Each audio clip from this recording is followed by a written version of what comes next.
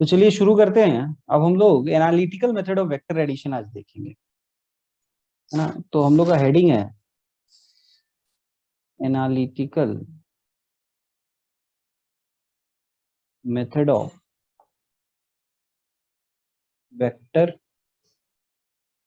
Addition. ठीक है, analytical method of vector addition, ये हम लोग का हेडिंग है।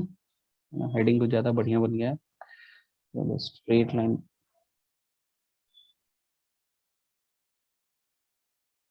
यहाँ ड्रॉ नहीं हुआ।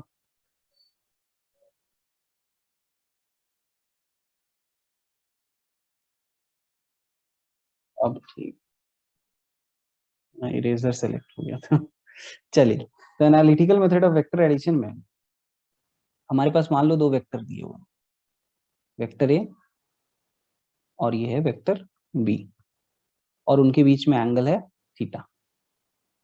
अब हम लोग को क्या करना है कि इन दोनों को ऐड करना है, और जो रिजल्टेंट आएगा वो रिजल्टेंट हम लोग को कैलकुलेट करना है। ठीक है, तो आप किसी भी geometrical method of vector addition से रिजल्टेंट दिखा तो सकते हैं, लेकिन उसका लेंथ कितना होगा, उसका क्या डायरेक्शन होगा, वो नहीं निकाल सकते। यहाँ पे हम लोग यही काम करेंगे कि इसका जो रिजल्टेंट होगा वो पूरा वेक्टर क्या होगा, यानी उसका मैग्नीट्यूड क्या है और उसका डायरेक्शन क्या है, ये दोनों चीजों को पूरा डिटेल में देखिए, उसका वैल्यू कितना आएगा।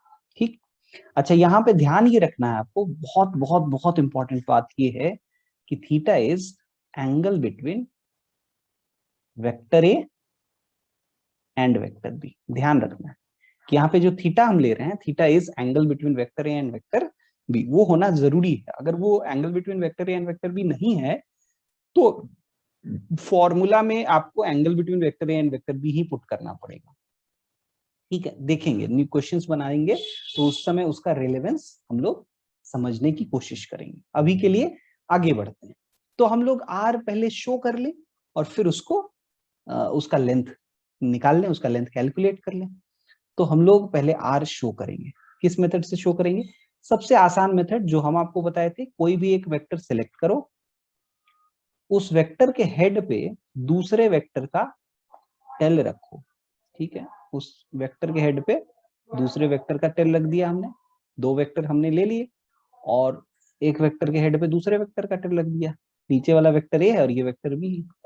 इस तरह से रखना है कि ए और बी का जो आपस में एंगल है वो चेंज ना करे। मतलब बी को हम जब यहां से उठा के यहां रखते हैं तो इसके दौरान ये इंश्योर करते हैं कि बी पैरेलल रहे अपने आप के, लेंथ तो उसका सेम रहे ही और उसका डायरेक्शन भी चेंज ना करे। यानी कि बी और ए के डायरेक्शन के बीच में जो एंगल बन रहा है, दैट एंगल इज थीटा। यहाँ पे थीटा एंगल बन रहा है। अगर आप ए को फिर से खींच देंगे तो फिर से यही वाला सिचुएशन वापस आपको मिल जाएगा। तो ये इंश्योर करते हुए हमको इसको खींचना था। अब आर क्या होगा, यहां से आर ड्रॉ कर सकते हैं, बिल्कुल आर ड्रॉ कर सकते हैं। दिस विल बी आर, है ना, ये हमारा आर हो गया। ये रिजल्टेंट है, इसी का लेंथ हमको कैलकुलेट करना है। एंड वेक्टोरियली हम कह रहे हैं कि this R is equal to vector A plus vector B. लेकिन हमने ये कहा था कि आर का magnitude is not equal to vector A का मैग्नीट्यूड प्लस वेक्टर बी का मैग्नीट्यूड। This is wrong. ठीक है, ये आपको मैंने बताया था। लेकिन होगा क्या उसका मैग्नीट्यूड, वो तो निकालना जरूरी है। मैंने बता दिया कि हाँ ये नहीं होगा, लेकिन होगा कितना, वो रिलेशन क्या होगा, ए बी और थीटा की मदद से हम लोग निकालेंगे। ठीक है, तो ये एक बात है जो क्लियर होनी चाहिए। ये नहीं है, इसको रेड से घेर के यहाँ रखते हैं। अब हम लोग आर का मैग्नीट्यूड कैसे निकालेंगे, आर का लेंथ निकालना है। आर का लेंथ निकालने के लिए बहुत आसान होता, अगर ये ट्राइंगल क्या होता, राइट एंगल ट्राइंगल होता, पाइथागोरस थ्योरम लगा लेते, काम हो जाता। लेकिन ये राइट एंगल ट्राइंगल तो है नहीं। अब क्या किया जाए, तो हम लोग यहाँ पर एक राइट एंगल ट्राइंगल को अलग से बनाने की कोशिश करते हैं। देखिएगा ध्यान से, यहां से एक लाइन हमने यहां ड्रॉ किया।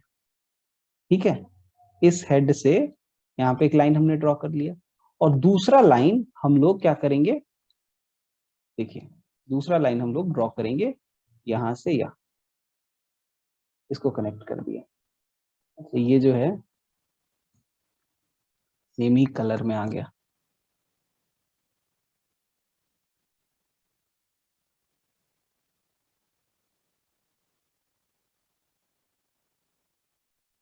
ये कलर चेंज कर दिए, थोड़ा अच्छा अलग से दिखेगा। अब हम लोगों को क्या करना है कि आर निकालना है in terms of A B and theta. अब ये बात तो क्लियर है कि ये लेंथ हम लोग को मालूम है ए है, क्योंकि वो वेक्टर ए का मैग्नीट्यूड है। तो जो उस वेक्टर का मैग्नीट्यूड है बिना एरो वाला ए जो है उसका मैग्नीट्यूड को ही दिखाता है। अच्छा, ये भी मालूम है कि ये लेंथ बी है, लेकिन हम लोग को ये लेंथ नहीं मालूम, हम लोग को ये लेंथ नहीं मालूम, ये दोनों लेंथ हमको निकालना है।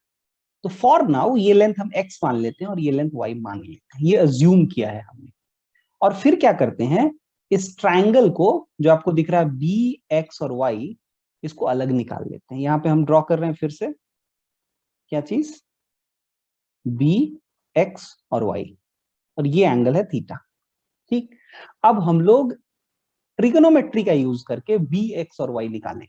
निकाल सकते हैं क्या? बिल्कुल निकाल सकते हैं। क्या आप बता पाएंगे x बाई बी क्या लिख सकते हैं हम लोग? x बाई बी ये एक्चुअली बेस बाई हाइपोटेनस है और वो होता है cos थीटा। तो वहां से x निकल के आ जाएगा, क्या आ जाएगा, b cos थीटा आ जाएगा कि नहीं। उसी तरह से अगर आप यहाँ पे y बाई बी लिखें तो y बाई बी क्या होगा, वो होगा साइन थीटा, क्योंकि वो परपेंडिकुलर बाई हाइपोटेनस है। तो y को क्या लिख पाएंगे आप, b साइन थीटा। इतना तो क्लियर है। अब क्या करना है, अब हम लोगों को x का वैल्यू y का वैल्यू पुट कर देना है। तो x हमने क्या निकाला, b cos थीटा, y हमने क्या निकाला, b sin थीटा।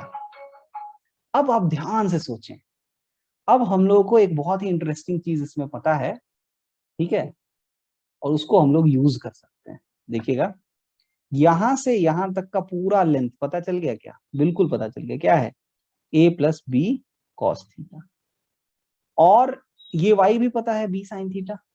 अब आप अगर ट्रायंगल को देखें, ये ट्रायंगल हमने ए बी सी अगर माना और ये डी मान लें, तो एडीसी ट्रायंगल जो देखें वो एक राइट एंगल्ड ट्रायंगल है, क्योंकि यहाँ एंगल 90 डिग्री बन रहा है। तो हम लोग कह सकते हैं कि in triangle A D C क्या क्या लिख सकते हैं, हम लोग लिख सकते हैं A C square is equal to, A C square is equal to, हम लोग लिख पाएंगे A D square plus C D square. मुश्किल काम नहीं, पाइथागोरस थ्योरम से लिख रहे हैं, है ना, बाई पाइथागोरस थ्योरम, पीटी लिख दिया पाइथागोरस थ्योरम को। अब एसी स्क्वायर क्या है, बेसिकली एसी जो है वो आर का मैग्नीट्यूड है ना, तो उसको आर से रिप्रेजेंट कर सकते हैं, है ना, आर का मैग्नीट्यूड या आर वेक्टर का मॉड का स्क्वायर, ऐसा भी आप लिख सकते हैं लंबा लिखना चाहें तो, नहीं तो सिंपल आर भी लिख सकते थे। और एडी का वैल्यू क्या लिख लेंगे, एडी का लिख लेंगे A plus B cos theta का whole square plus C D square यानी बी साइन थीटा का स्क्वायर। ये हो गया। अब देखिए, है ना, अब थोड़ा लंबा होने वाला है तो थोड़ा इधर शिफ्ट कर रहे हैं। आर वेक्टर का जो मॉड का स्क्वायर होगा वो क्या होगा, इसको एक्सपैंड कर देते हैं। A plus B cos theta का होल स्क्वायर, ए प्लस बी का होल स्क्वायर जो होता है उस पर एक्सपैंड हो जाएगा। ये लिख पाएंगे A square plus B square cos square theta plus 2ab cos theta plus, अब यहां पे एक ही टर्म है तो इसको खाली B square sine square theta ऐसा लिख पाएंगे।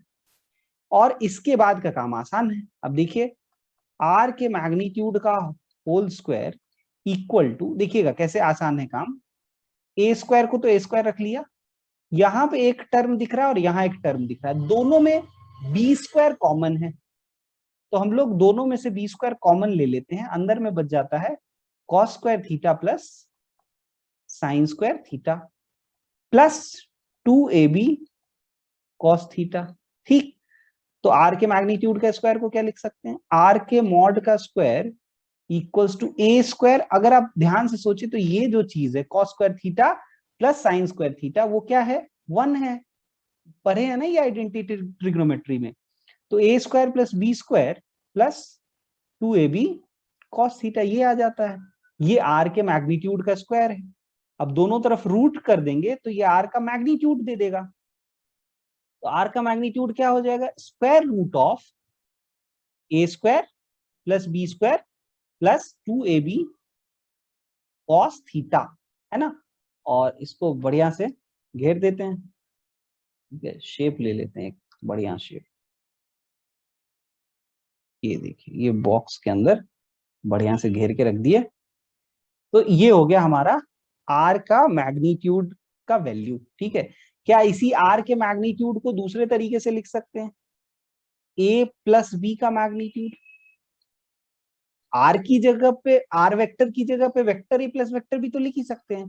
तो अब अगली बार से ध्यान रखना है कि कोई भी दो वेक्टर यानी vector A plus vector B का जो मॉड होगा वो होगा root under A square plus B square plus 2ab cos theta, है ना।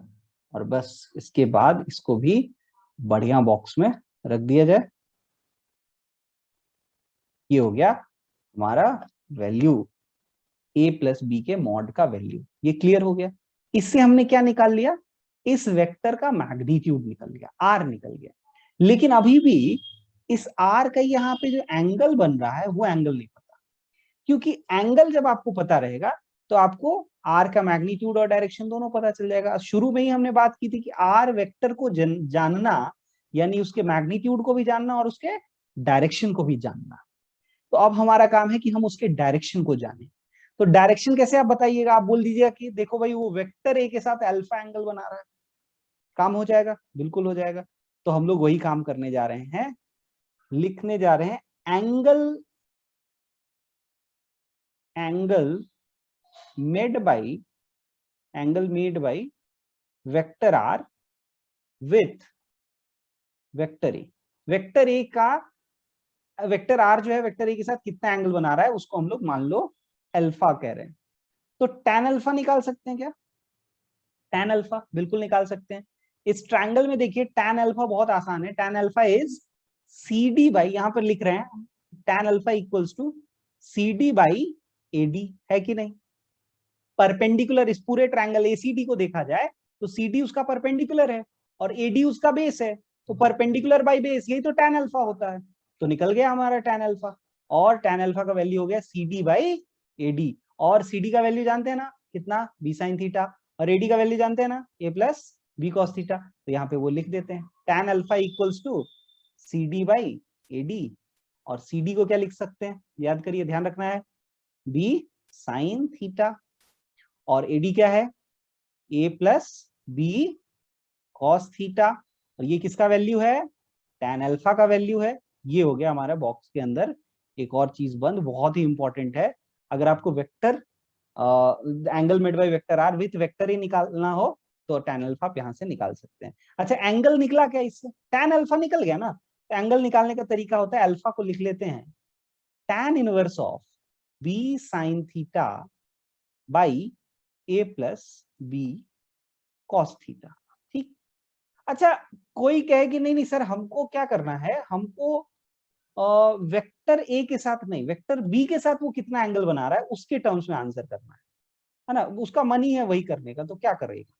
वो चाह रहा है कि नहीं नहीं हम तो उसी के टर्म्स में आंसर करें। किसके टर्म्स में? Angle made by vector R with vector, ये गलत बन गया, विथ वेक्टर बी, है ना। वेक्टर बी के साथ वो कितना एंगल बना रहा है वो हम लोग को पता करना है। तो कैसे करेंगे देखिएगा ना, अब जो बन गया सो बन गया। अब देखिए angle made by vector R with vector B, ये कैसे निकालेंगे उसको समझिए। तो देखिएगा ध्यान से, यहां से ऐसे जो ड्रॉ किए थे ऐसे आर आया था ना, ये आर है, ये अल्फा है, ये बीटा है। तो एक तो आप कह सकते हैं beta will be theta minus alpha, क्योंकि आर और ए बी के बीच में एंगल बीटा दिख रहा है। तो उसको निकालेंगे कैसे? तो उसका एक साधारण तरीका आपको बता रहे हैं, डायग्राम में आप चाहें तो उसको प्रूफ कर सकते हैं। हम लोग डायग्राम से उसको प्रूफ नहीं करेंगे, लेकिन हम आपको एक तरीका बता देंगे जिससे आप एक्सप्रेशन कभी भी लिख सकते हैं। If you remember this expression, तो angle made by R with vector B बहुत आसानी से आप लिख सकते हैं। क्या करना होगा? लिखेंगे angle between vector R and vector B. अगर ये आपको लिखना है तो उसको आप tan बीटा लिख लीजिए, अल्फा की जगह बीटा। और इसमें आप डायरेक्ट फॉर्मूला आप निकालने की कोशिश कर रहे हैं, जहां बी है वहां ए कर दीजिए और जहां ए है वहां बी कर दीजिए, मतलब A sine theta by B plus A cos theta. हो गया आपका tan बीटा निकल गया, ठीक है, इससे tan बीटा निकल जाएगा, आपका काम हो गया, है ना। तो ये हो गया angle between vector R and vector B. हम लोग दोनों एंगल भी निकाल सकते हैं और हम लोग रिजल्टेंट का मैग्नीट्यूड भी निकाल सकते हैं। इतना ही से काम चल जाएगा, चल जाएगा कि नहीं।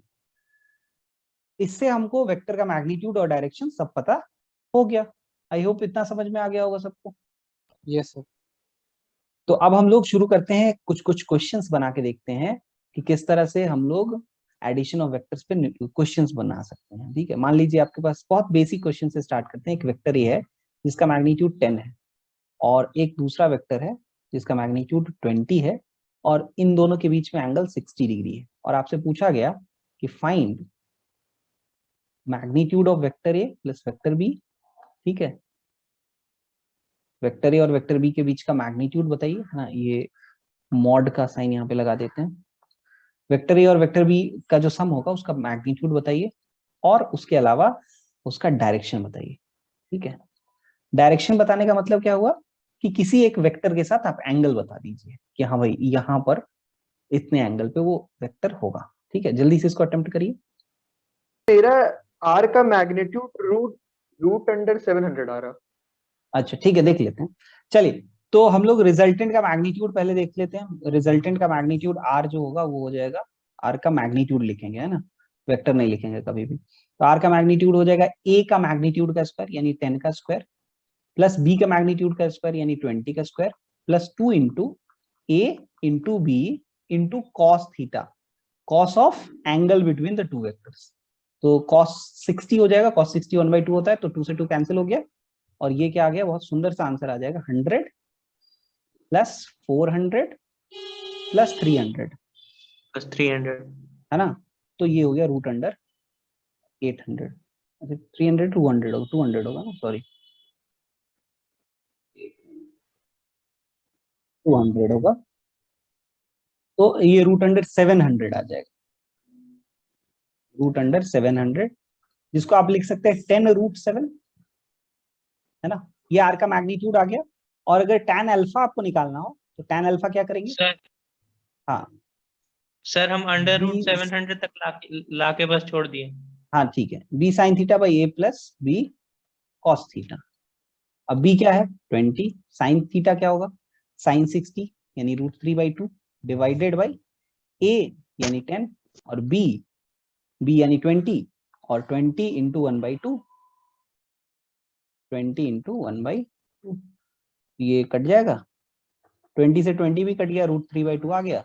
यानी अल्फा को आप लिख सकते हैं tan इनवर्स √3/2। ये कोई पर्टिकुलर एंगल होता नहीं है तो यहीं पर आपका आंसर खत्म हो गया। tan इनवर्स √3 होता तो आप उसको 60 डिग्री एंगल लिख लेते हैं। ठीक है, तो ये हो गया, हम लोग एक बहुत बेसिक एप्लीकेशन देखे कि किस तरह से वेक्टर एडिशन का हम लोग बेसिक एप्लीकेशन कर सकते हैं। चलिए अब आगे बढ़ते हैं और एक और क्वेश्चन बना के देखते हैं। मान लीजिए, अच्छा क्वेश्चन के लिए आगे बढ़े उससे पहले एक आपको इंपॉर्टेंट इंफॉर्मेशन बता देते हैं। एक बहुत इंपॉर्टेंट ट्राइंगल होता है,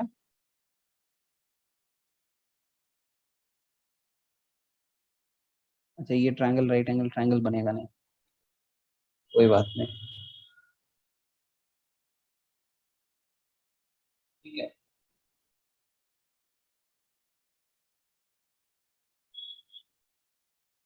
ठीक है, मान लीजिए ये एक राइट एंगल ट्राइंगल है और ए है, ये बी है और ये सी है और इसमें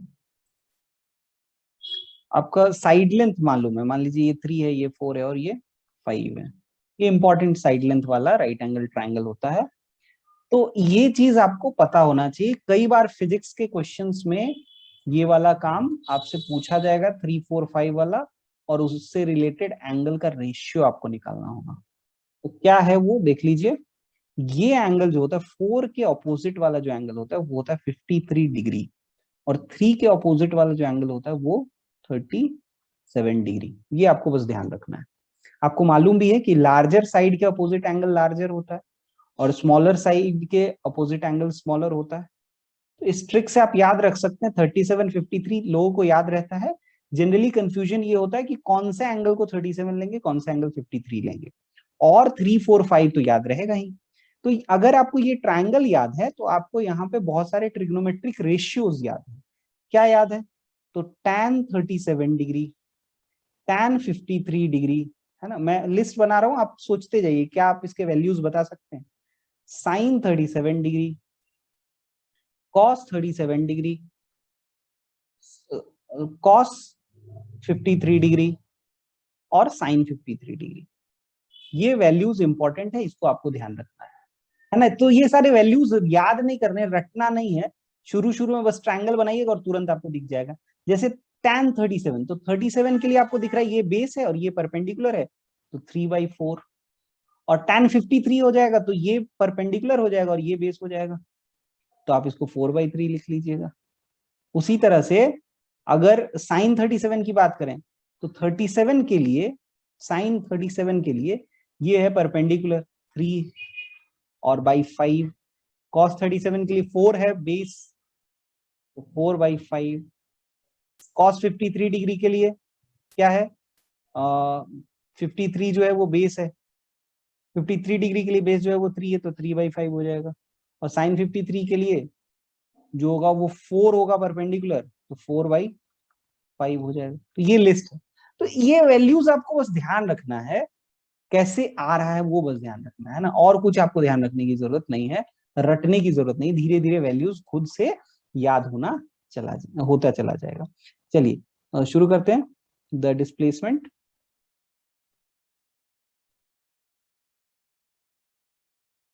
ऑफ अ पर्सन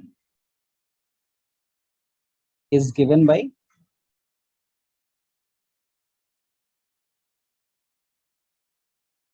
एक डायग्राम बनाया हुआ है,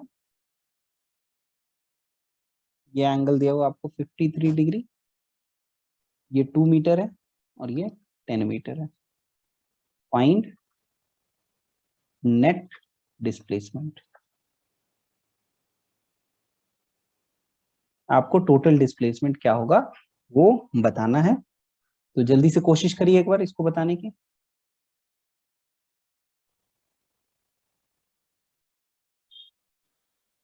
चलिए अब हम लोग इसके सॉल्यूशन को देख लेते हैं। इसमें पहले तो आपको ये देखना है, ये जो एंगल है, क्या ये angle between vector A and vector B है। Suppose this is vector A and this is vector B, तो ए को थोड़ा आगे करेंगे तो हाँ दोनों का टेल साथ में आ गया, क्योंकि दोनों का टेल साथ में, और तब जो छोटा वाला एंगल बनता है उसी को एंगल बिटवीन टू वेक्टर्स कहते हैं। Hence 53 degree angle is theta. ऐसा भी हो सकता था ना कि कोई और एंगल देता, ये एंगल दे देता, है ना। क्या एंगल को देता, अगर ये इसको 53 को यूज करवाना है तो वो दे देता 180 माइनस 53 डिग्री, यानी 127 डिग्री।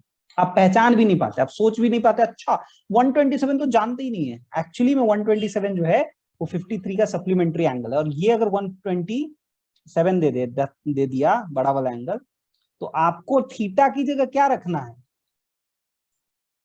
थीटा की जगह 53 रखना है, क्योंकि आगे बढ़ाएंगे तो ये जो एंगल आएगा ये तो दिया हुआ नहीं रहता उस केस में, 127 होता, आगे बढ़ाते तब आप देखते अच्छा ये तो 53 है उनके बीच का एंगल, सप्लीमेंट्री एंगल से, एंगल सम प्रॉपर्टी से आप उसको निकालने की कोशिश करते और तब जाके ये क्वेश्चन सॉल्व होता।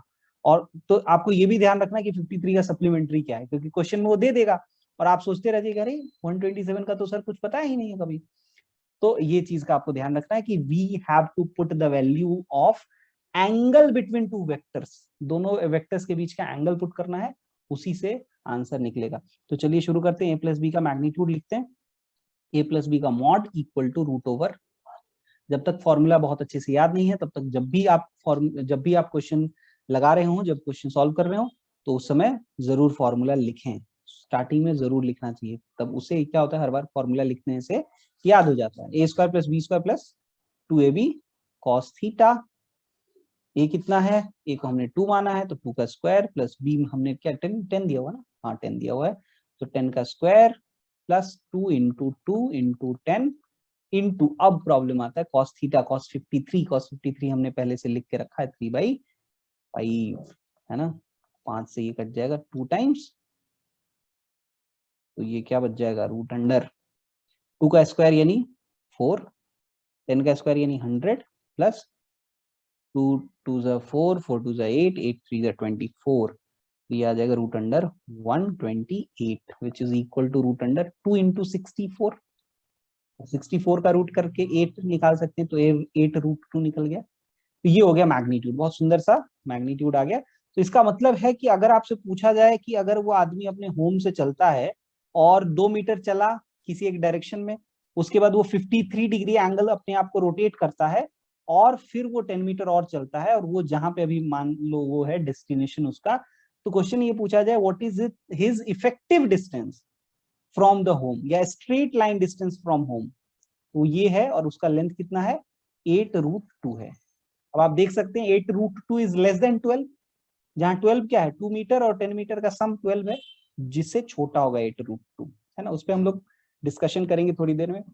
अब हम लोग आते हैं बात करते हैं tan अल्फा की। तो tan अल्फा क्या हो जाएगा, again b sin theta by a plus b cos theta. b हमने माना है किसको 10 को, तो 10 इंटू साइन थीटा यानी 3/5 बाई a हमने माना है 2 को, तो 2 प्लस 10 इंटू 3/5 की जगह 4/5 हो जाएगा, जो 53 है ना, हाँ तो एकदम सही है। साइन 53 इज 4/5 ना, उल्टा लिख लिए। एक मिनट, हो गया 4/5 और ये हो गया 3/5, ठीक है। तो आ गया ये 5 से ये कट जाएगा 2 टाइम्स 8 हो जाएगा डिवाइडेड बाई 2 प्लस ये हो जाएगा 2 टाइम्स कट गया और ये भी 6 हो गया, तो 8/8 यानी कि this implies tan alpha is 1। तो इस केस में अल्फा का वैल्यू क्या लिख सकते हैं tan इनवर्स 1, और tan थीटा का वैल्यू या tan अल्फा का वैल्यू 1 कब होगा when alpha is 45 degree and hence this angle is 45 degree ना। तो सुंदर सा आंसर आ गया दोनों का। चलिए, तो ये क्वेश्चन था जिसमें हम लोगों ने यूज किया आर के मैग्नीट्यूड के फॉर्मूला को और tan अल्फा के फॉर्मूला को, और इसकी मदद से हमने निकाला उस आर का मैग्नीट्यूड और tan अल्फा, मतलब किसी भी रिजल्टेंट के मैग्नीट्यूड और उसका डायरेक्शन, यानी कि वो किस इफेक्टिवली अभी किस डायरेक्शन में है, तो वो जिस डायरेक्शन में इनिशियली चला था उससे 45 डिग्री पे होगा। यानी कि अगर हम ज्योग्राफिकल नोटेशन ऑफ डायरेक्शन को देखें तो ईस्ट है और ये नॉर्थ है, तो एग्जैक्टली वो नॉर्थ ईस्ट में है कि नहीं, एग्जैक्टली बीच में है, उसको नॉर्थ ईस्ट कहते हैं। तो एग्जैक्टली वो अपने होम से नॉर्थ ईस्ट डायरेक्शन में होगा। तो ये एंगल जो है आपको वेक्टर के डायरेक्शन को बताने में हेल्प करता है। रिप्रेजेंटेशन ऑफ वेक्टर जब हम पढ़ेंगे तो इसके बारे में और डिटेल में समझेंगे। अच्छा, सर ट्रिगोनोमेट्री वो एंगल जो है हम्म, वो इनिशियल पॉइंट से देखते हैं, जहां पे स्टार्टिंग में था सबसे पहले, जैसे एंगल जो होगा ध्यान से समझना, ये वेक्टर है ना, तो जो आर होगा तो आर यस तो सर, इनिशियल टू फाइनली जाएगा, यस सर, है ना। तो वो इसी के साथ तो एंगल वो देगा, वो तो क्लियर ही है, ठीक है। अब देखिए, अब सीधी बात यस सर, यस सर। हम लोग आते हैं नेक्स्ट पार्ट पे। मान लीजिए साइन थीटा के वैल्यू ऑफ रेंज की बात की जाए, है ना, साइन थीटा का रेंज क्या है, कहां से कहां तक वो वैल्यूज लेता है, तो वो वैल्यूज लेता है -1 to 1, ठीक है। और इक्वालिटी भी रहता है, मतलब -1 भी वो लेता है और +1 भी वो लेता है, ठीक है। अगर इसके ग्राफ की बात की जाए तो इसका ग्राफ कुछ इस तरह का रहता है, ये ग्राफ है जिसमें यहाँ पे वो 1 ले रहा है और यहाँ पे वो -1 ले रहा है, और इसी के बीच में वो ऑसिलेट करेगा -1 to +1, -1 to +1। उसी तरह से cos थीटा की अगर बात करें, cos थीटा तो वो भी इसी रेंज में लाई करता है, यहीं पे लिखते रहे, cos थीटा जो होगा वो भी इसी रेंज में लाई करेगा -1 to 1। यानी कि वो हमेशा उसका जो मैग्नीट्यूड होगा, उसका जो मॉड होगा, वो 1 से छोटा होगा। ये चीज का आपको ध्यान रखना है। और cos थीटा का अगर ग्राफ ड्रॉ करें तो ग्राफ कुछ ऐसा आएगा। कितने एंगल पे वो वैल्यूज ले रहा है वो भी आप देख सकते हैं, है ना। ये एंगल जो होगा वो π/2 रेडियन होगा, ये पाई रेडियन होगा, और ये 3π/2 रेडियन होगा, और ये 2π होगा। एंड सिमिलरली यहाँ भी आप कर सकते हैं, इस पाई पे वो 0 ले रहा है, 0 पे वो मैक्सिमम हो रहा है, 3π/2 पे वो मिनिमम हो रहा है -1 ले रहा है, और 2π पे फिर जाके वो अपना मैक्सिमम वैल्यू 1 अटेन कर रहा है। वहीं पे tan थीटा के रेंज की बात करें तो tan थीटा का जो रेंज होगा वो कहां से कहां होगा, -∞ टू +∞ होगा। अगर उसके ग्राफ को देखें तो उसका ग्राफ पीरियोडिक होता है, इस इन सब की का भी ग्राफ पीरियोडिक है, मतलब आगे भी वो कंटिन्यू होगा। एक छोटे से हिस्से का हम ग्राफ बस देख रहे हैं, फ्रॉम -π/2 टू π/2 अगर हम देखेंगे इसका ग्राफ तो ऐसा दिखेगा, इस एंगल के बीच में इसका ग्राफ ऐसा दिखेगा। बाकी यही चीज रिपीट होता रहेगा, साइन का भी ऐसा ही आगे भी रिपीट होगा पीछे भी रिपीट होगा, कॉस का भी ऐसा ही आगे भी रिपीट होगा और पीछे भी रिपीट होगा। इसकी जरूरत क्यों है, क्या क्या मतलब जरूरत है कि हम इसको देखें, कुछ इनइक्वालिटीज होता है उसको हम लोग को प्रूफ करना है, इसके लिए हम लोग इसको देख रहे हैं। ठीक है, जैसे पहला एक इनइक्वालिटी है, हमने ट्राइंगल इनइक्वालिटी देखा है। ट्राइंगल इनइक्वालिटी क्या कहता है, a प्लस बी का जो मॉड होगा that must be less than equal to mod of a plus mod of b। ये सिंपल है, ट्राइंगल इनइक्वालिटी से आप प्रूव कर सकते हैं। कैसे, एक ट्राइंगल बना लेते हैं, ठीक है, अब सॉरी ये ट्राइंगल को कैसा भी हो सकता है ना, तो राइट एंगल नहीं बना रहे हैं, एक जनरल ट्राइंगल ले रहे हैं। ठीक है, ये ट्राइंगल ले लिया और ये हमारा रिजल्टेंट हो गया, ये हो गया a प्लस बी। तो इसका जो लेंथ होगा वो a और b का जो मॉड होगा उससे तो छोटा ही होगा, मतलब ये जो रिजल्टेंट का लेंथ होगा वो इंडिविजुअली जो दो वेक्टर्स हैं उसके मॉड से के सम से छोटा होगा। अब इसको हम लोग यहाँ पे प्रूफ कर सकते हैं। कैसे प्रूफ कर सकते हैं, ये जो हमने निकाला है उससे प्रूफ कर सकते हैं। हम लोग क्या करते हैं, देखिएगा ध्यान से, ये बात तो समझ रहे हैं कि a प्लस बी का होल स्क्वायर क्या होगा, a square plus B square plus 2ab। ठीक, अब सोचिए कि अगर हम यहाँ पे एक काम करें, a square plus B square plus 2ab को कंपेयर करें किससे, a square plus B square plus 2ab cos theta से, तो क्या हम ये कह सकते हैं कि कौन बड़ा होगा और कौन छोटा होगा, ना उल्टा हमने लिख दिया। बता सकते हैं कौन बड़ा होगा, LHS बड़ा होगा और RHS छोटा होगा। कैसे पता है हमको, ये इस तरह का बिहेवियर है। क्यों, ये कैसे पता हमको, तो हमको ये इसलिए पता है क्योंकि दोनों टर्म तो एक ही थे, यहां तक तो दोनों सेम ही है। इसमें हमने cos थीटा मल्टीप्लाई किया है, cos थीटा का जो नंबर है वो 0 से 1 के बीच में लाई करेगा, है ना। अगर वो नेगेटिव हो गया तब तो बात ही खत्म कर दिया, उसने इस टर्म को ही नेगेटिव बना दिया, और जब ये पूरा टर्म ही नेगेटिव हो गया तब तो वो अपने आप छोटा हो जाएगा, उसकी तो बात ही नहीं करनी। लेकिन अगर वो cos थीटा पॉजिटिव भी है तो भी वो किस रेंज में लाई कर रहा है, 0 से 1। तो जब वो 0 से 1 के बीच में होगा, जैसे मान लो हाफ हो गया, तो वो क्या 2ab के इस टर्म को छोटा बना दिया। ये दोनों तो बराबर ही है, ये दोनों भी बराबर है। अब ये वाले टर्म को कंपेयर करें इस वाले टर्म से, तो 2ab है और दूसरी तरफ 2ab इंटू हाफ हो गया, तो ये वाला ab जो होगा वो छोटा हो जाएगा ना, जिसमें cos थीटा मल्टीप्लाई हुआ। और इसकी वजह से जब वो छोटा हो गया तो RHS जो होगा आपका छोटा हो गया और LHS बड़ा हो गया, इसीलिए इनइक्वालिटी इसकी तरफ बड़ा है ना। ये बात हम लोगों को समझ में आ गई। अब नेगेटिव हो जाएगा तब तो अपने आप और छोटा कर देगा ना, तो उसकी बात ही नहीं करनी। और cos थीटा जब 1 होगा, एग्जैक्टली 1, तो दोनों तरफ बराबर भी हो सकता है कि नहीं। जब ये cos थीटा 1 हो जाएगा तब तो दोनों तरफ इक्वालिटी होगा, उसी के लिए यहाँ पे इक्वालिटी का भी साइन दिया हुआ है। तो अब क्या अगले स्टेप में लिख सकते हैं कि ये जो चीज है वो एक्चुअली में a वेक्टर का मॉड प्लस b वेक्टर का मॉड का होल स्क्वायर है। ये और ये दोनों अलग है, ये बात आपको समझ में आना चाहिए। इसमें हम लोग वेक्टर को पहले ऐड कर रहे हैं फिर मॉड निकाल रहे हैं, और इसमें हम लोग पहले दोनों वेक्टर्स का मॉड ले रहे हैं और दोनों को ऐड कर दे रहे हैं।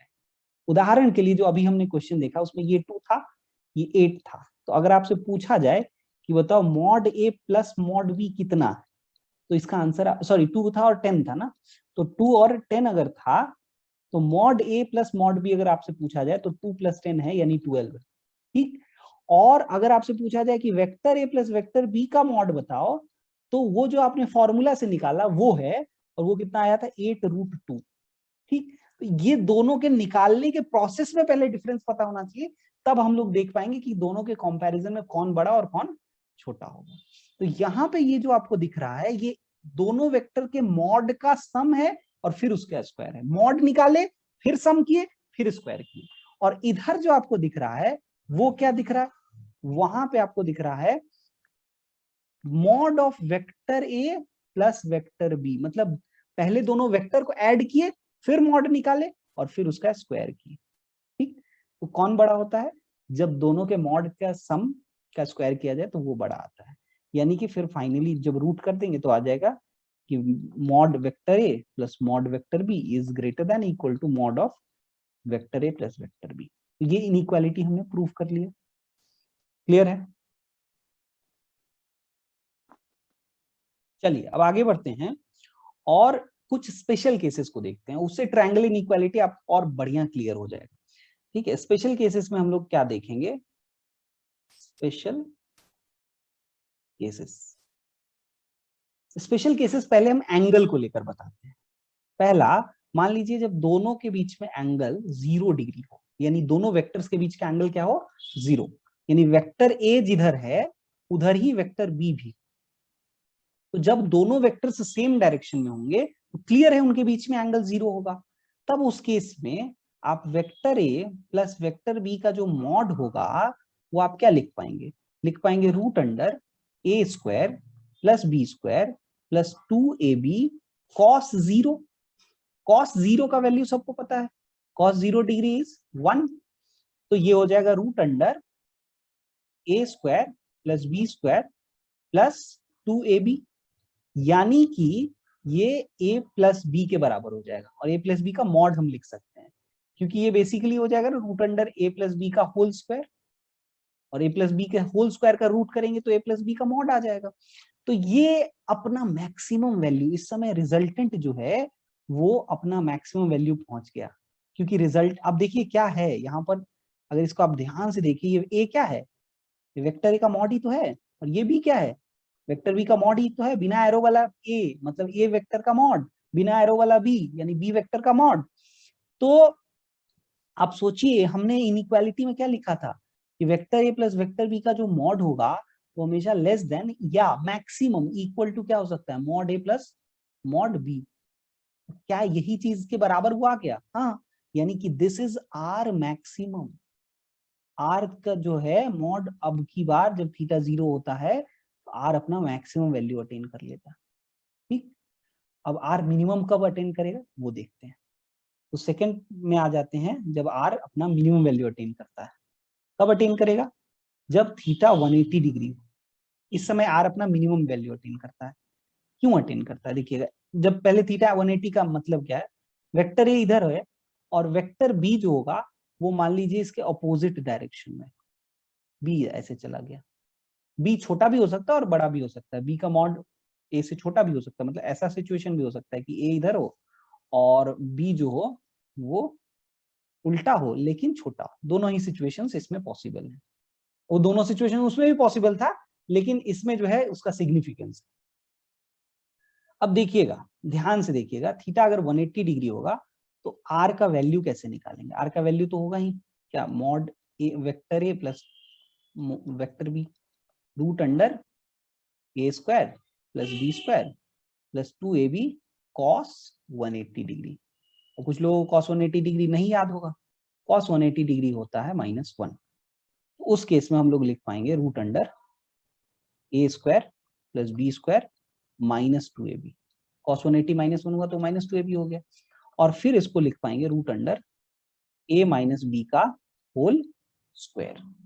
अब देखिए इसके बाद क्या कर पाएंगे, इसको हम लोग लिख लेंगे mod a minus mod B और उसका भी मॉड, क्योंकि रूट जो होता है वो कभी भी नेगेटिव नहीं देता है वैल्यू, है ना, जैसे √4 करिएगा तो वो कभी भी +-2 नहीं होता है ना, माइंड नहीं आता, प्योर 2 होता है। ठीक है, इसीलिए हम लोग यहाँ पे मॉड लगाते हैं कि हमारे पास दोनों ही सिचुएशंस है ना, ए अगर बड़ा हुआ, जैसे ये केस है, ए बड़ा है और बी छोटा है, तब तो a माइनस बी पॉजिटिव दे देगा, लेकिन अगर a छोटा हुआ और b बड़ा हुआ तो ये नेगेटिव वैल्यू दे देगा, ये इतना पोर्शन। तो बाहर में एक और मॉड लगा दी तो नेगेटिव आएगा भी तो वो उसको पॉजिटिव बना के आपको आर का वैल्यू देगा। ये जो है ये आर का मिनिमम वैल्यू है। क्यों, आप समझिएगा, हमने आपको बताया यहाँ पर कि a square plus B square plus 2ab cos 1 theta, ये है फॉर्मूला। इसमें cos थीटा के कारण ही ये टर्म उधर वाले टर्म से छोटा हो जाता है ना। तो ये सबसे छोटा जब होगा तो ये इस एक्सप्रेशन को सबसे छोटा बना देगा, और जब ये सबसे बड़ा होगा तो ये इस एक्सप्रेशन को सबसे बड़ा बनाएगा। तो ये सबसे छोटा कब होता है? -1। तो उस समय ये इसको सब r को सबसे छोटा बना देगा। ये r का मैग्नीट्यूड हुआ ना। तो r का सबसे छोटा कब बनाएगा? जब ये -1 अटेन करेगा। और r को सबसे बड़ा ये कब बनाएगा? जब ये 1 अटेन करेगा। बाकी a और b के वैल्यूज तो फिक्स हैं, थीटा ही वेरी करवा रहे हैं और उसी का असर देख रहे हैं। तो यहाँ पे जब थीटा हम 180 डिग्री पुट करते हैं, तो क्योंकि cos 180 सबसे छोटा वैल्यू होता है, तो r का मिनिमम वैल्यू निकलता है, और इसको हम लोग r का मिनिमम वैल्यू कह सकते हैं। इसको मिटा रहे हैं, यहाँ पर लिख रहे हैं r का मैग्नीट्यूड का मिनिमम वैल्यू, यानी कि r जो होगा वो किस रेंज में लाई करेगा। r जो होगा, r का magnitude less than equal to अपना r मैक्सिमम और ग्रेटर देन इक्वल टू अपना r मिनिमम। r है क्या? r है vector a plus vector b का मॉड, और उसका मैक्सिमम वैल्यू हमने कितना निकाला? हमने निकाला r मैक्सिमम होगा mod a plus mod b का मॉड, है ना, mod of mod a plus mod b। और r मिनिमम अभी अभी हमने निकाला कि mod of mod a minus mod b। ठीक है, तो ये पूरा इनइक्वालिटी है जो प्रूफ करने के लिए एनसीईआरटी में पूछा भी है, और ये हमने यहाँ पर प्रूफ कर लिया यूजिंग वेक्टर एडिशन मेथड। ठीक है, क्लियर हो गया सबको? सर चलिए अब आगे देखते हैं। ठीक है, केस थर्ड क्या है?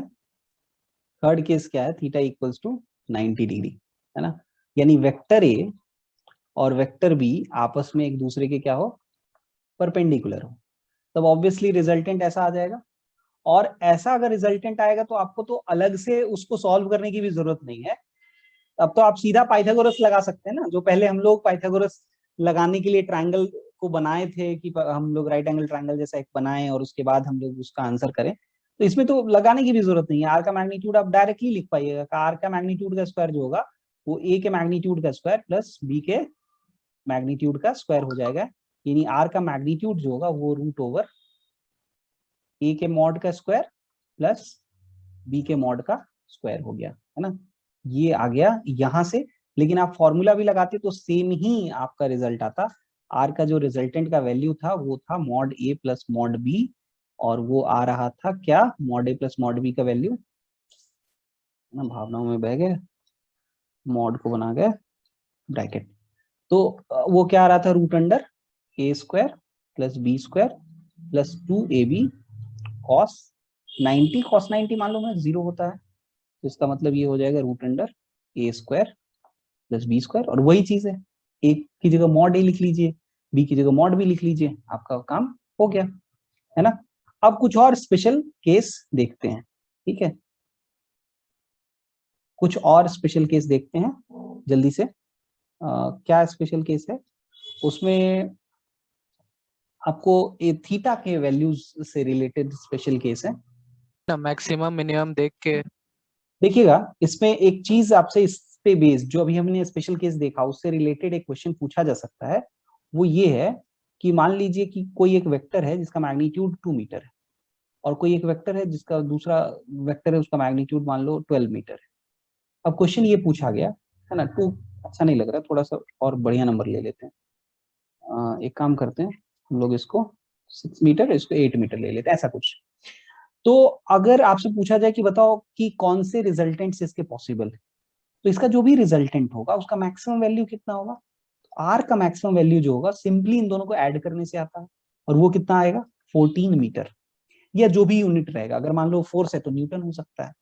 और आर का यानी रिजल्टेंट का मिनिमम वैल्यू कितना हो सकता है? दोनों के बीच का डिफरेंस, लेकिन डिफरेंस में किससे किसको सब्ट्रैक्ट करेंगे ये तो नहीं पता, है ना। इसलिए आपको याद करो, मॉड लिखा हुआ था, मॉड ए माइनस बी था, है ना। यहाँ भी मॉड था, बट बिना एरो वाला ए और बिना एरो वाला बी उसी चीज को डिनोट करता है। आर मिनिमम जो हो जाएगा वो मॉड ऑफ 6 माइनस 8 हो जाएगा, यानी कि -2 का मॉड आएगा, यानी 2 आ जाएगा। आप आगे के लिए ये कर सकते हैं कि बड़े में से छोटे को घटा दीजिए तो मिनिमम निकल जाएगा, और दोनों को ऐड कर दीजिए तो मैक्सिमम निकल जाएगा। तो अगर आपसे पूछा जाए कि क्या रिजल्टेंट का मॉड इक्वल टू 16 पॉसिबल है, आंसर होगा नो।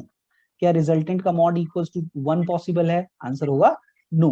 क्योंकि वो मैक्सिमम और मिनिमम के बीच में लाई करना जरूरी है। ठीक है, ये एक इंपॉर्टेंट चीज था। अब हम लोग नेक्स्ट स्पेशल केस पे आगे बढ़ेंगे। चलिए अब हम लोग स्पेशल केसेस फॉर मैग्नीट्यूड के बारे में बात करते हैं ना। मान लीजिए वेक्टर ए का मैग्नीट्यूड और वेक्टर बी का मैग्नीट्यूड, यानी जो दो वेक्टर्स को ऐड कर रहे हैं ना, उन दोनों का मैग्नीट्यूड इक्वल हो और वो दोनों को मैग्नीट्यूड को हम ए मान लेते हैं, तब ये स्पेशल केसेस कैसा होगा वो देखेंगे, है ना। स्पेशल केसेस, ठीक है, ये इंपॉर्टेंट है, इसको हम लोग देखेंगे। ये कई बार ना हमारे लिए बहुत हेल्पफुल होता है। अगर इसके रिजल्ट्स आपको याद रहेंगे तो आप बहुत आसानी से क्वेश्चन को सॉल्व कर सकते हैं। ठीक है, तो हम लोग इसको देखते हैं। एक मिनट, इसको एडजस्ट कर दूं। हाँ, तो स्पेशल केसेस में हम लोग सबसे पहला केस जो देखेंगे वो है कि अगर वेक्टर ए और वेक्टर बी के मैग्नीट्यूड के इक्वल हो और वो इक्वल टू ए हो। लेकिन इसके डेरिवेशन को करने से पहले आपके पास दो तीन ट्रिग्नोमेट्रिक फॉर्मूला होना जरूरी है। तो कौन कौन से फॉर्मूला है उसको देख लेते हैं। ठीक है, एक फॉर्मूला होता है cos 2 थीटा का।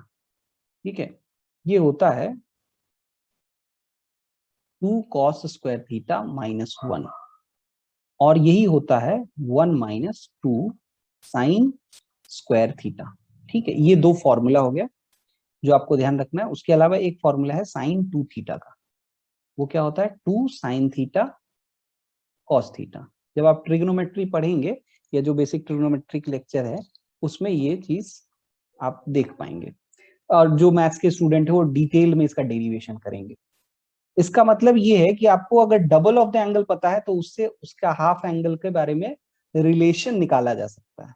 ठीक है, तो ये हमारे लिए काफी काम का हो सकता है। लेकिन इस काम को करने के लिए इसको थोड़ा सा फॉर्मेट चेंज करना पड़ेगा हमको, जो हम डायरेक्ट यहाँ पे यूज कर पाए। ये मेन फॉर्मूला हो गया, इसको हम लोग मल्टीपल एंगल का फॉर्मूला कहते हैं। इसी का फॉर्मूला में 2 थीटा की जगह अगर हम थीटा रख दें तो थीटा की जगह क्या रखना होगा, थीटा बाई 2। यहाँ पे 2 थीटा है तो उसको हम लोग थीटा रख रहे हैं, तो जो थीटा होगा उसको क्या रखना पड़ेगा, उसका आधा, यानी थीटा बाई 2। ठीक, तो अगर ये ट्रांसफॉर्मेशन करते हैं तो क्या हो जाता है, cos 2 थीटा को हम लिख पाएंगे 2 cos square theta by 2 minus 1।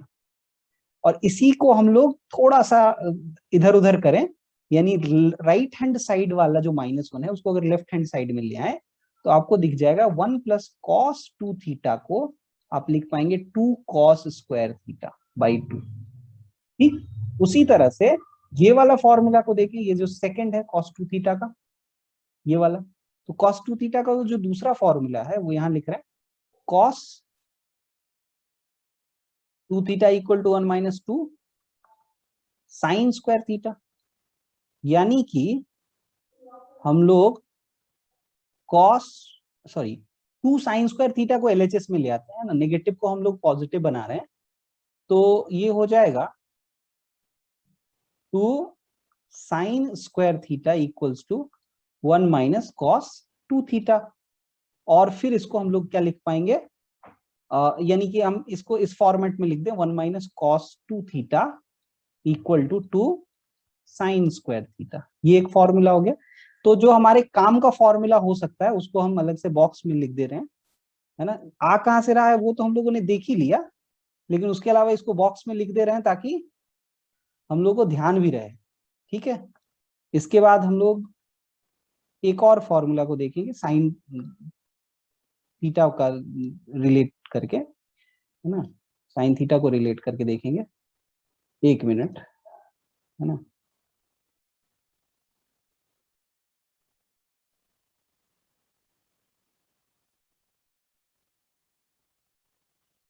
बस ये हो गया, ये दो बॉक्स में हो गया। अब एक तीसरा एक और बॉक्स है, वो भी ले आते हैं। ये गलत जगह चला गया। चलो कोई बात नहीं, नेक्स्ट अब हम लोग देखते हैं, उसको अलग बाद में हटा दें। तीसरा जो फॉर्मूला है वो यहाँ से डायरेक्ट लिख सकते हैं साइन 2 थीटा से। यहाँ पे भी वही काम कर रहा है, साइन थीटा को क्या लिख पाएंगे 2 साइन थीटा बाई 2 और कॉस थीटा बाई 2। ये हम लोगों ने फॉर्मूला डिराइव कर दिया है ना, जरूरी नहीं कि हर बार इसको डिराइव किया जाए, आप उसको अगर याद भी रखेंगे तो भी आपका काम हो जाएगा। ठीक है,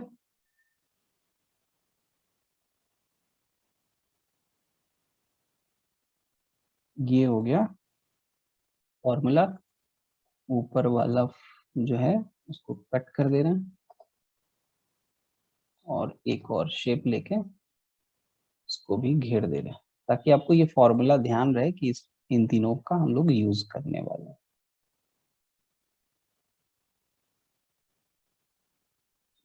ये इस तरह से तीन हमारे फॉर्मूला हो गए जिनको हम यूज करेंगे। कहाँ यूज होगा अभी देख आपको पता चल जाएगा। तो जैसे शुरू करते हैं, अगर दोनों वेक्टर का मैग्नीट्यूड इक्वल, आर का फॉर्मूला क्या है? आप देखिए आर का जो मैग्नीट्यूड है उसका फॉर्मूला है root over A square plus B square plus 2ab cos theta. यही है, हमने कहा है कि दोनों के मैग्नीट्यूड इक्वल है, तो दोनों को आप बराबर पुट कर दीजिए, तो आर का मैग्नीट्यूड हो जाएगा root under A square plus 2a square cos theta. अब देखिए आप ध्यान से, तो root over A square plus A square यानी 2a स्क्वायर और प्लस 2a स्क्वायर दोनों आ गया, दोनों जगह 2a स्क्वायर आ गया। और अब क्या करेंगे, 2a स्क्वायर को कॉमन ले लेंगे, तो जैसे ही कॉमन लेंगे आपको दिख जाएगा ये 1 प्लस कॉस थीटा। कहीं पे ऐसा फॉर्मूला दिख रहा है 1 प्लस कॉस थीटा का? अच्छा एक चीज शायद गलत हो गई क्या?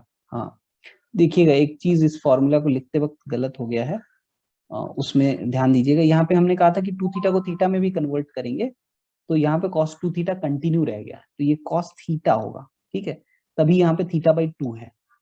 उसी तरह से यहाँ पर भी आप जो ये फॉर्मूला लिख रहे हैं, इस फॉर्मूला को 1 minus cos theta equal to 2 sine square theta by 2 लिखेंगे। ठीक है, ये फॉर्मूला यूज करेंगे, इसको भी घेर देते हैं। यहाँ पे क्या कर रहे हैं,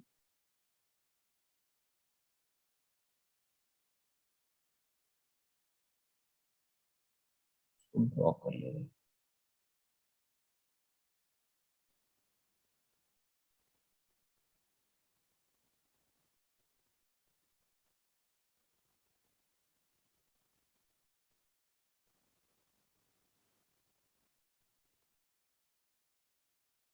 ये वाला फॉर्मूला यूज करेंगे आगे चल के। तो यहाँ पे 1 प्लस कॉस थीटा है, उसका फॉर्मूला आपको यहाँ दिख रहा है 1 प्लस कॉस थीटा, उसका फॉर्मूला हो जाएगा, ये थीटा होगा, हाँ 1 plus cos theta equal to 2 cos square theta by 2। तो ये हो जाएगा root under 2a square into 2 cos square theta by 2।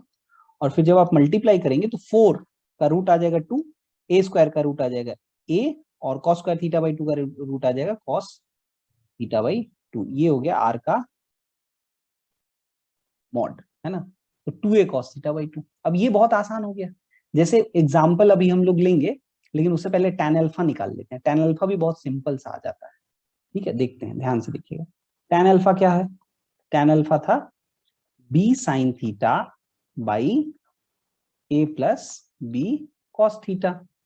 अब b का वैल्यू भी a है, तो a साइन थीटा हो गया, divided by a plus b cos theta में भी a plus a cos theta, ऐसा हो जाएगा, है ना। b की जगह a रख दिया हमने, और a ऊपर का और नीचे का कैंसिल हो जाएगा, तो ये हो जाएगा sign theta by 1 plus cos theta.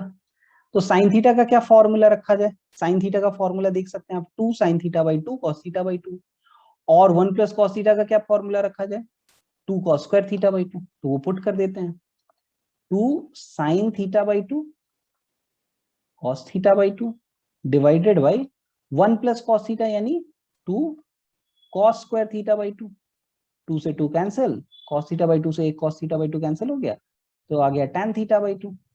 ये किसका वैल्यू है, tan अल्फा का वैल्यू। तो अल्फा क्या आ जाएगा, अल्फा आ जाएगा थीटा बाई 2। इसका क्या मतलब हुआ, इसका ये मतलब हुआ कि अगर दोनों वेक्टर्स के मैग्नीट्यूड इक्वल हैं, ये भी ए लेंथ का हो और ये भी ए लेंथ का हो, तो जो रिजल्टेंट होगा वो एग्जैक्टली बीचों बीच होगा। आर जो होगा एग्जैक्टली बीचों बीच होगा। क्यों? पूरा एंगल है थीटा और अल्फा कितना आया? थीटा बाई 2, तो बीचों बीच हुआ है ना, एंगल बाइसेक्टर हो जाएगा। और इसका जो लेंथ होगा वो होगा 2a cos थीटा बाई 2। ठीक है, ये जो है कमाल का चीज है। जैसे मान लीजिए आपको किसी ने कहा कि एक आदमी है जो 10 मीटर चला, फिर वो 60 डिग्री टर्न होता है और फिर 10 मीटर और चलता है, तो बताओ उसका टोटल डिस्प्लेसमेंट कितना है, उसका आर क्या होगा? तो आपको निकालने के लिए पूरा root under A square plus B square plus 2ab cos theta करने की जरूरत नहीं है। आप आर डायरेक्टली लिख सकते हैं 2 into 10 into cos 60 degree by 2, और बस आपका आर का वैल्यू आ गया 20 इंटू कॉस 60 बाई 2। देखिएगा 20 into cos 60 by 2, cos 60 by 2 मतलब कॉस 30, और कॉस 30 होता है √3/2, तो 2 से ये 2 कैंसिल हो जाएगा और ये आर का वैल्यू कितना आ जाएगा? 10√3। हम लोग कुछ एंगल्स के लिए देखेंगे ए लेकर उसका वैल्यूज निकालने की कोशिश करेंगे, लेकिन देखिए कितना काम सिंप्लीफाई हो गया, उतने वैल्यूज को निकालने की जरूरत नहीं है।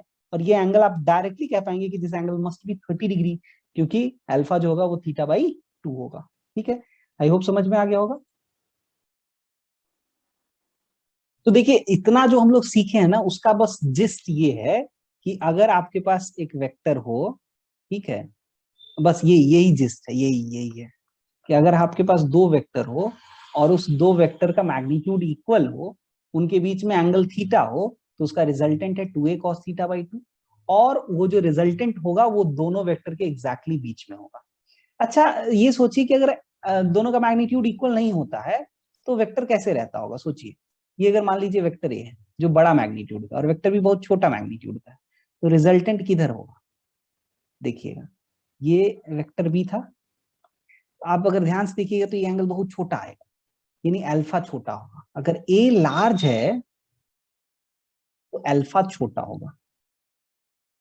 इसका मतलब समझे कि अगर वेक्टर बड़ा है तो रिजल्टेंट उसकी ओर झुका होता है ना। हमेशा ध्यान रखिएगा कि resultant of a two vector is always inclined bent towards the larger vector. हमेशा रिजल्टेंट किसकी तरफ रहता है?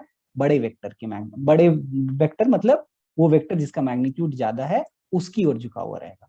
लेकिन जब दोनों का मैग्नीट्यूड इक्वल होगा तो किधर झुका रहेगा? दोनों की तरफ इक्वल ही झुका रहेगा, और इसीलिए वो बीचों बीच रहता है।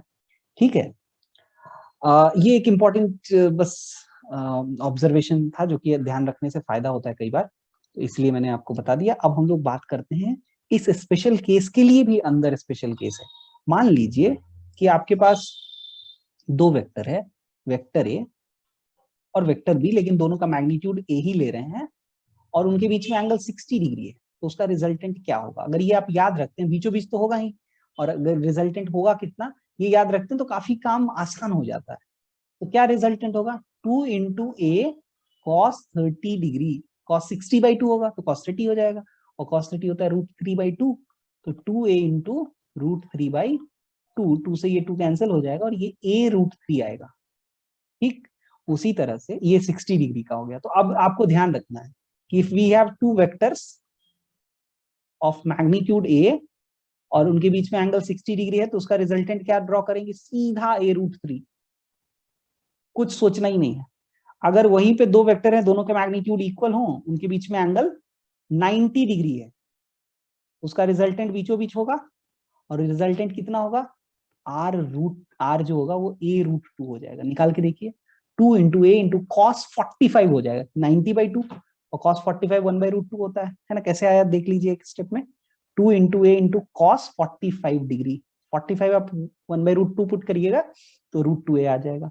उसी तरह से अगर आपके पास दो वेक्टर हो और उनके मैग्नीट्यूड्स आपस में इक्वल हो और उनके बीच में एंगल 120 डिग्री हो, रिजल्टेंट बीचों बीच तो होगा ही, और इसका मैग्नीट्यूड और भी इंटरेस्टिंग है, r equals to 2a cos 60 degree आएगा। cos 120 डिग्री बाई 2 होगा जो कि cos 60 डिग्री होगा, और cos 60 1/2 होता है, तो 2 इंटू 1/2 यानी 1 हो जाएगा और a आ जाएगा। यानी दो वेक्टर्स हैं, दोनों के बीच में अगर 120 डिग्री एंगल हो और उनका मैग्नीट्यूड इक्वल हो तो उसका रिजल्टेंट उनके बराबर ही आ जाता है। ठीक है, इंटरेस्टिंग चीज है। अब जैसे इससे रिलेटेड क्वेश्चंस 2-3 मैं देता हूं जिससे आपको इसका इंपॉर्टेंस पता चलेगा कि क्या इंपॉर्टेंस है। मान लीजिए आपके पास एक बॉडी दिया हुआ है, बोला कि भाई इस पे एक फोर्स इधर लग रहा है 2√3F, ठीक है, और एक फोर्स इधर लग रहा है F और एक फोर्स इधर लग रहा है F। बोला इनके बीच में एंगल जो है वो 60 डिग्री और सिमेट्रिकली ये प्लेस्ड है।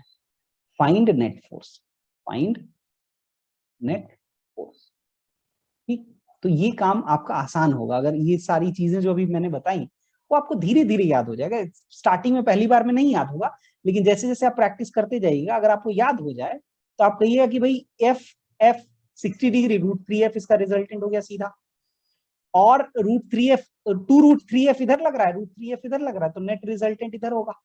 याद करिए, बचपन से ही पढ़ते आ रहे हैं, अगर इधर 10 न्यूटन है और इधर 5 न्यूटन है तो रिजल्टेंट जो होता है वो इधर 5 न्यूटन होता है ना। तो इधर रिजल्टेंट कितना आ गया, √3F आंसर। तो अगर आपको ये याद है तो आपको कुछ भी लगाने की जरूरत नहीं, बहुत आसानी से आप तुरंत उसका आंसर दे पाते हैं। एक और एग्जांपल ले लेते हैं। मान लीजिए क्वेश्चन ये कहा कि भाई ये बॉडी है, उस पर इधर फोर्स लग रहा है F, इधर फोर्स लग रहा है F, और दोनों के बीच में एंगल कितना है 90 डिग्री, सिमेट्रिकली प्लेस्ड है, और इधर जो फोर्स है वो मान लीजिए कि 2√2F है। तो नेट फोर्स बताओ, F नेट क्या होगा ये बताओ। तो इसका भी आंसर आप बहुत आसानी से निकाल सकते हैं। F और F है, इसका रिजल्टेंट कितना हो जाएगा, √2F है ना, √2F, और इधर 2√2F है, मतलब रिजल्टेंट इधर आ जाएगा, और कितना आएगा √2F आ जाएगा इस डायरेक्शन में। ये रिजल्टेंट हो गया, बहुत आसान हो गया। एक और क्वेश्चन कर लेते हैं 120 डिग्री वाला। मान लीजिए कि ये बॉडी है, इधर फोर्स F लग रहा है, इधर फोर्स भी F लग रहा है, और इनके बीच में एंगल है 120 डिग्री। इधर जो है वो मान लीजिए 3F कुछ फोर्स लग रहा है। आपसे नेट फोर्स पूछा है, आपको पता है कि F और F दोनों बराबर है, एंगल 120 डिग्री है, आप इसका रिजल्टेंट तुरंत F बना दीजिए। और फिर अब ये F है और ये 3F है, तो नेट फोर्स इधर हो जाएगा 2F। तो ये अगर स्पेशल केसेस आपको याद रहता है तो ये आपके काम को आसान बना देता है, ये आपके कैलकुलेशन को बहुत ही इजी कर देता है। इससे आप बहुत आसानी से बहुत सारे क्वेश्चंस सॉल्व कर सकते हैं, ठीक है। बट आपको एकदम चिंता नहीं करना है कि एकदम अभी से रट रहे हैं, वो सब देखने की जरूरत नहीं है। धीरे धीरे जैसे जैसे आप प्रैक्टिस करते जाइएगा, जितना ज्यादा क्वेश्चंस प्रैक्टिस करिएगा आपको ये याद होता चला जाएगा।